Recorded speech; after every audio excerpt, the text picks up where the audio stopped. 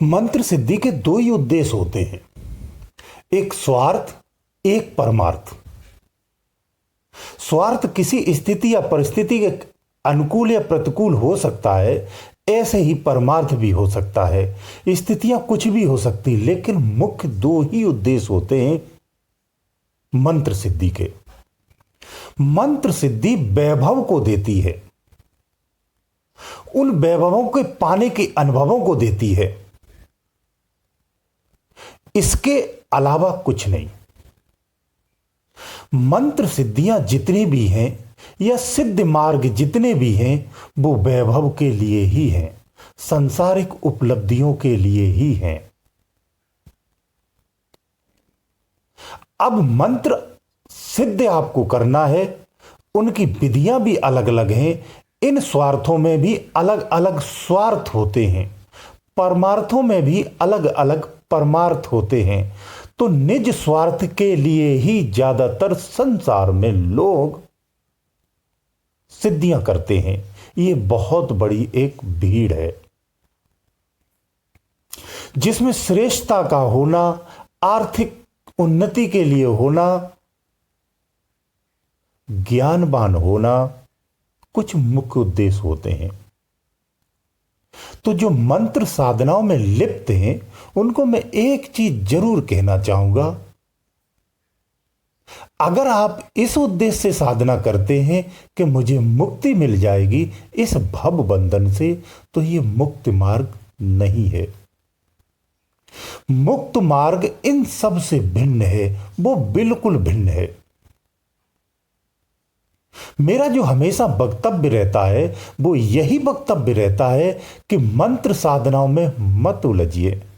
इसके परे जो साधनाएं हैं, उन साधनाओं को करिए, यानी निर्गुण ब्रह्म की बात करता हूं मैं।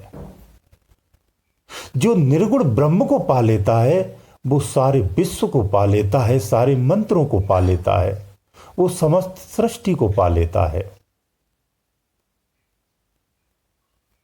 तो आज मैं जो मंत्र जाप की बात कर रहा हूं, मैं इसलिए कर रहा हूं क्योंकि आज मैं चर्चा इसी पे करने जा रहा हूं।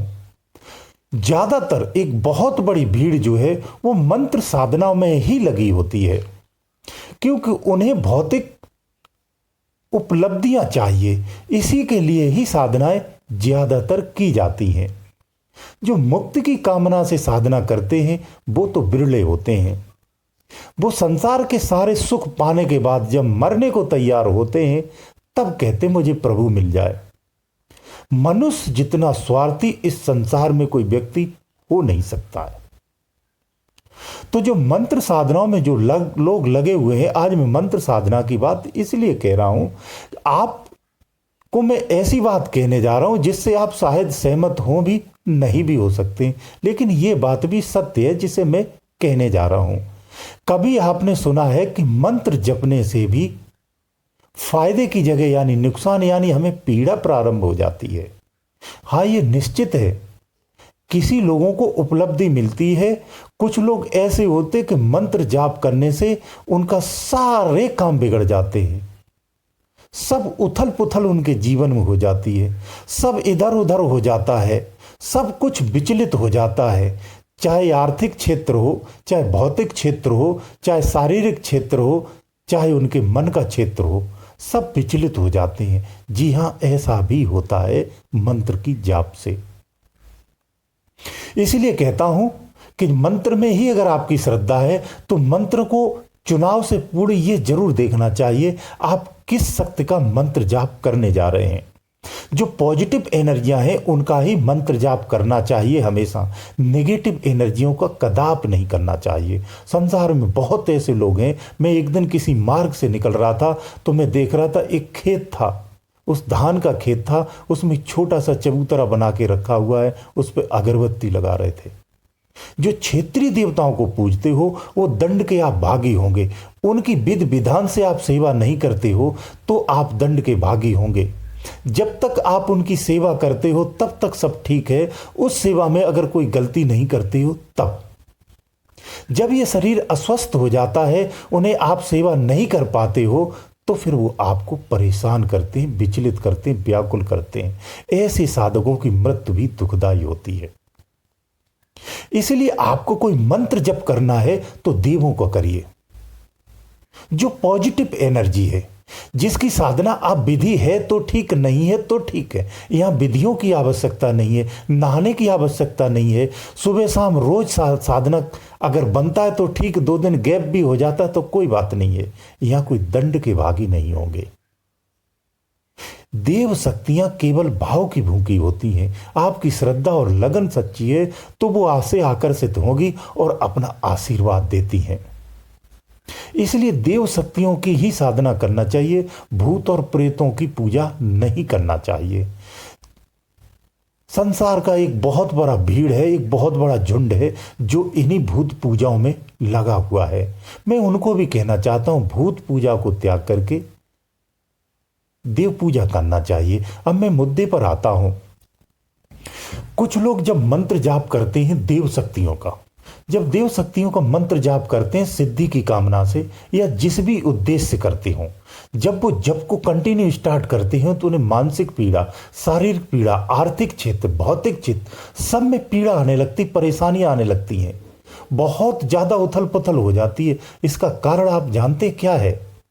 इसका मुख्य कारण आपको बता दूं, नेगेटिव एनर्जी ही है जो कहीं ना कहीं आपके शरीर में, आपके घर में या आपके आसपास में निवास करती है, जिसने अपना स्थान बना लिया है और उस स्थान पर रह करके अपना ही सब कुछ मानती है, जिसने आपको भी अपना मान रखा है। ऐसी नेगेटिव शक्तियां परेशान करती हैं। अब मैं इसका लक्षण विस्तार से बता देता हूं। देखिए ऐसा है, अभी तक आप सही थे, आपने कहीं से कोई युक्ति सीख करके एक मंत्र जाप प्रारंभ किया और आपने जैसे ही जप प्रारंभ किया या कोई पूजा विधि स्टार्ट की या कोई यज्ञ आपने प्रारंभ किया या कोई धार्मिक अनुष्ठान विशेष किया आपने, उस अवस्था में आपको फायदे की जगह नुकसान होने लगा। ये नेगेटिव एनर्जी के ही लक्षण हैं। वो इसलिए होता है जब धार्मिक अनुष्ठान करते या जप करते हैं, इनको बहुत बड़ी आपत्ति होती है, इनकी काट होने लगती है, इनको नुकसान होता है, इनको बहुत बड़ी पीड़ा होती है। इससे वजह से ये तमोगुणी होते हैं और चिढ़ करके आपके सारे क्षेत्र को विचलित करने लगते हैं। ये आपके सिर पर बैठ जाते हैं। ये ज्यादातर सिर पर ही निवास करके विचलित करते हैं। या तो आपके बैठेंगे या किसी इर्द गिर्द संबंधियों के घर के किसी सदस्य के भी बैठ जाते हैं। ये सब पर घूमते हुए परेशान करते हैं और विचलित कर देते हैं, सब खेड़ बेड़ कर देते हैं। ये नेगेटिव एनर्जी के ही लक्षण हैं। कुछ अब शारीरिक लक्षण आपको बता दूं, जैसे अगर जप करने से आपके दिमाग में कोई लगता है कि दाएं बाएं, कभी लेफ्ट कभी राइट, कभी आगे कभी पीछे कोई चीज़ अगर घूम रही है अंदर में, ऐसा अगर आपको एहसास होता है तो निश्चित मानिए नेगेटिव एनर्जी का ही लक्षण है। अगर सोते समय आपको दबाव पड़ता है या कोई डरावनी शक्ति आपको दिखती है या आपके बगल में कभी आभास होता है जागृत या सुसुप्ति अवस्था में कि कोई हमारे बगल में डरावनी अवस्था है, ये भी लक्षण नेगेटिव एनर्जी का ही है। जबकि उपरांत भी अगर फिर ही आप घूमते, अगर हाथ आपके हिलना या बेचैनी होना, ये भी लक्षण उसी के होते हैं। मेडिकल प्रॉब्लम भी होती है, ध्यान रखना, ये सब इसी से नहीं जोड़ लेना। समस्या तो ये है कि मैं किसी लक्षण को बताता हूँ और सारे लक्षणों से जोड़ लेते हैं। किसी भी ज्ञान को विवेक से समझना चाहिए, बुद्धि से नहीं। विवेक से समझेंगे तो सही रिजल्ट निकाल पाएंगे। मैं किसी को भ्रम करने के लिए चीज़ें नहीं बोल रहा हूँ, नहीं तो आप अपनी एक छोटी सी समस्या हो आप इसी से जोड़ लो, ऐसा नहीं होता है। सबके कारण अलग होते हैं। मेडिकल प्रामाणिकता के साथ ही करना चाहिए, वैज्ञानिक प्रामाणिकता के साथ ही हमें जीना चाहिए, अंधविश्वास में नहीं होना चाहिए। जो भूत प्रेत की शक्तियां होती हैं, इनका भी वैज्ञानिक प्रमाण होता है, उन्हीं आधार पर चलना चाहिए, अंधविश्वास में नहीं होना चाहिए। ये अज्ञानता है। तो मैं लक्षणों की जो बात कर रहा था, कभी पेट में दर्द, जो बाहर से जो नेगेटिव एनर्जी होती है, जो बाहरी हवा होती है, उससे अगर शारीरिक पीड़ा होती है तो वो पर्टिकुलर एक स्थान पे कभी नहीं बैठती है, एक स्थान पे नहीं होती। कभी वो घुटने में है तो कभी आपकी कलाई में आ जाएगी, तो कभी सिर में आ जाएगी, तो सिर के पीछे हिस्से में, तो कभी सिर के आगे हिस्से में, कभी गर्दन में, कभी सीने में।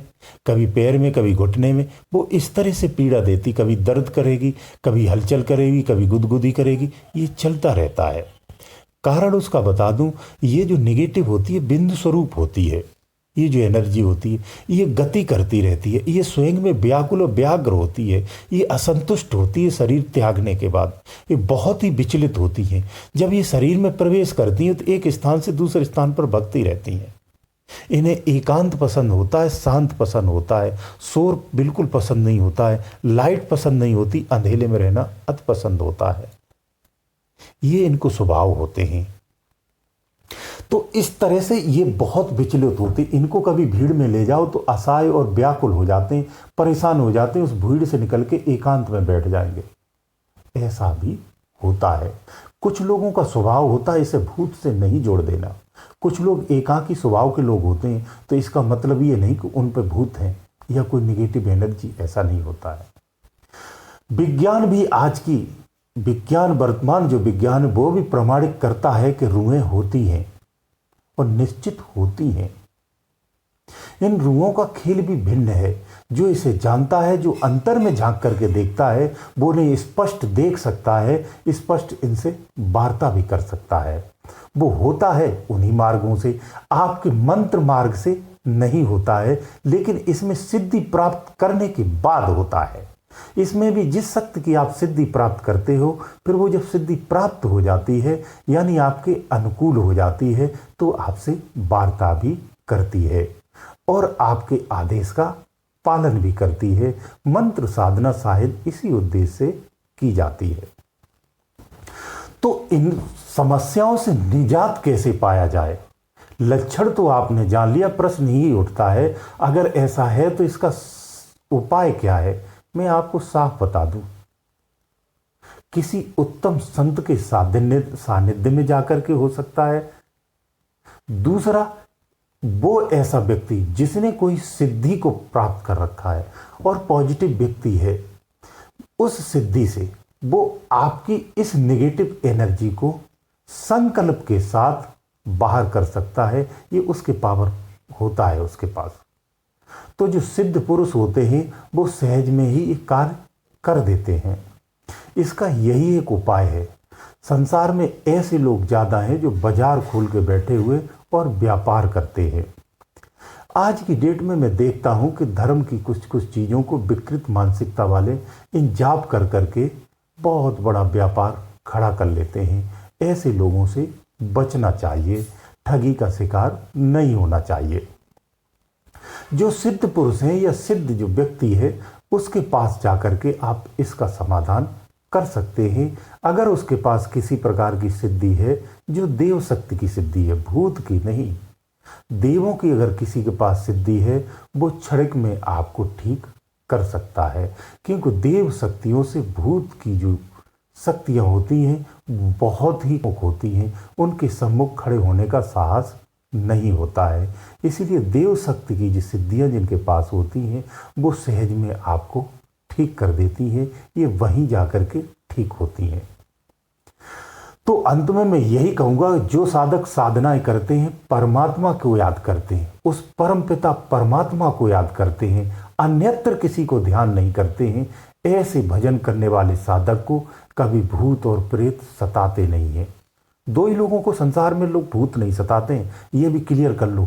जो केवल भगवान का भजन करता है, ये देव शक्तियाँ तंत्र मंत्र यंत्र में ना फंस करके केवल एक जो सबका मालिक है, उस परम पिता परमात्मा के लिए जो भक्ता है, उसकी जो साधना करता है, जो साधना में सदा नित्य रत रहता है, ऐसे साधक को कभी भूत प्रेत नहीं सता सकते, बल्कि उसके आसपास वो जहां रहता है उस परिक्षेत्र में भी नहीं आ सकते हैं, और आ भी गए तो भाग जाएंगे। यानी ऐसा पुरुष जिस स्थान पर बैठ जाता है, बाकी ये नेगेटिव एनर्जियां स्वतः से ही भाग खड़ी होती हैं। ये पावर होता है भजन का। जो निर्गुण ब्रह्म की उपासना करते हैं, ये पावर उनके पास होता है। दूसरा, ये नेगेटिव एनर्जियां किसके पास नहीं आती, ये भी जान लो। जो अत नास्तिक है, जो कभी किसी भूत को, किसी देव को, किसी को नहीं मानता है, जिसके अंदर तनिक भी अध्यात्म धारणा तनिक भी नहीं है, ऐसे व्यक्तियों के पास ये भूत भटकते भी नहीं है, पास में भी नहीं जाते हैं। ये उन्हीं के पास जाते हैं जो इनमें धारणा रखते हैं, जो इनकी सेवा करते हैं। ये उन्हीं के प्रति आकर्षित होती हैं। इसलिए ध्यान रखो, परमपिता परमात्मा को याद करो। ये सारी सृष्टि, ये सारी शक्तियां सब उसी के अधीन है। तो जो परमपिता परमात्मा है, हम उसे पूजना चाहिए, न कि अन्य चीज़ों से भटकना चाहिए।